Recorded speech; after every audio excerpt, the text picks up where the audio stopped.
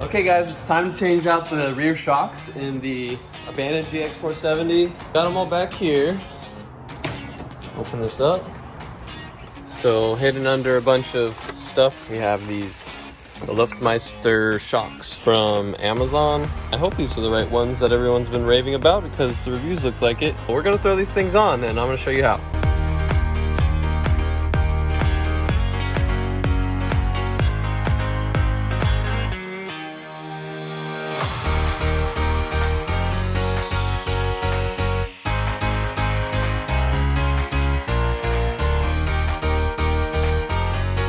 Okay guys, let's look at the difference between a bad shock and a good shock. See look, it compressed super easy and it's not coming back to form. I have to pull it back like that. If you're outside the vehicle, you might be able to see some leaking and stuff right there. Yeah, this thing is not doing so great. Let's look at the good shock. This one's much tougher to compress. And look at it come back to life. You're gonna feel that on the road. First things first, we're going to just remove this 17mm bolt, and we're gonna go up top here and remove this nut.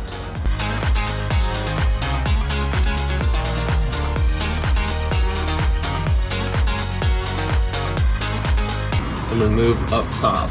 Okay, and first we're gonna disconnect the harness here. There we go. And you just kinda, this will move out of your way. I actually have a flare nut wrench here, which is used for like brake lines, but you can kind of put it over here so you don't slip. So you'll notice here, this will actually move the whole shock. So you gotta find a way to keep this still. There's a flat piece on the top here that you can use. I'm gonna try first because that's kind of the proper way to do it. But if not, desperate times require desperate things. We'll try to do legit first. Okay, that's working. Okay, then I'll just reset, do this a couple more times, and then the shock will kind of stop trying to spin with it. And this is a great way to get some extra torque out of these wrenches right here. Just kind of hook them together like this. Let's see if it still wants smooth shock with it. Nope, looks like it's moving independently now. So it's only for that first kind of break loose point.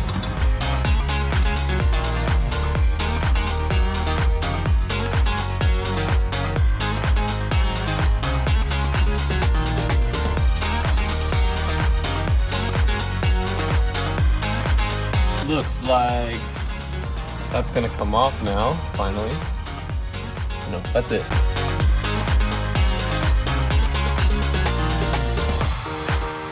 That's just about off. So basically the bottom sits on this perch.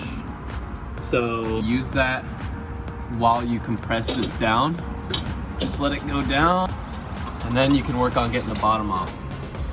All right, so you just compress the shock down and then wiggle it off of the perch down here and get yourself a mallet and just hammer it off. It's not a big deal if it's working with you this nicely, but I mean that's it guys. It's just a nut here and a bolt here. These two are identical, so there shouldn't be a left and a right. The only thing you have to remember in terms of orientation is that first of all, this needs to point towards the front of the vehicle. This little plate points towards the front of the vehicle away from the bottom shock perch. First of all, you're gonna take off this whole sandwich here.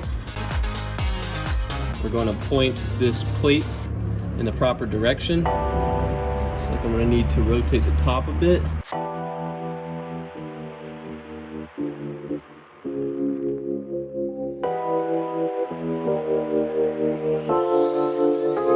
Let's take a look at the top now. I'm gonna just clean up here a little bit. I'll do it with my fingers. And then what you can do is push the shock down to compress it. All right, and then once it's lined up, just let it go up. And what you're gonna need to do is line this thing up with this hole that's right in here. All right guys, there's that hole I was just talking about. So you just line this guy up with that hole and that'll allow it to go in.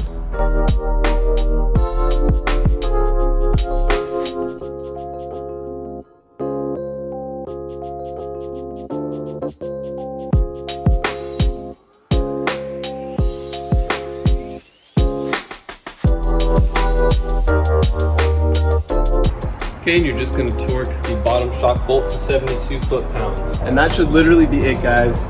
It's just 2 points of contact, 3 if you count the electronic connection there. Just zip off this bottom one, and the top one might be a little tricky to get in there, but you'll get it. And then just unhook the harness, get your new one ready, and put it back in its place.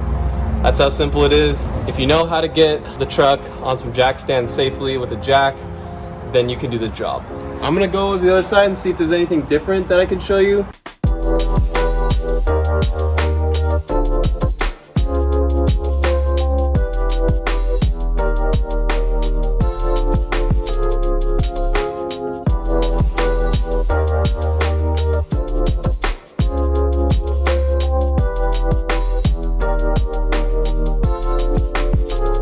Guys, it rides so much nicer. I was counting 3 bounces after going over a speed bump before I changed them out. Now I can't even notice 1 second order bounce after the initial one. It really is that good. The only problem with doing this is now I'm realizing how loose the fronts are. I may be looking into doing those as well. This thing is riding super nice already, and all of that like vibration-y kind of bounciness you get is gone.